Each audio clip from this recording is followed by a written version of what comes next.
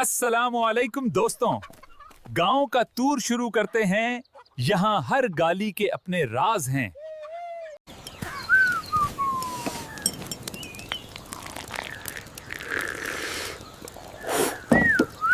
देखो भाई, जंगल में भी लग्जरी बीबीक्यू चल रही है। ये है असली सर्वाइवल। भाइयों और बहनों, ये देखो स्नो जंगल का स्पेशल सैंडविच।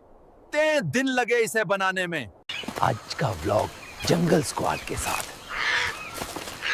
देखो ये बंदा है मेरे पीछे।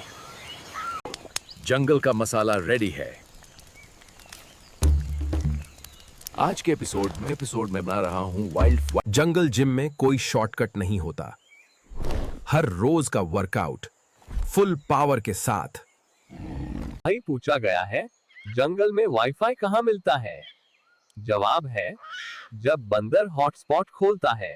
रेसिपी सिंपल थी, लेकिन ये डेगची ने तो जंगल का ब्लास्ट कर दिया भाई।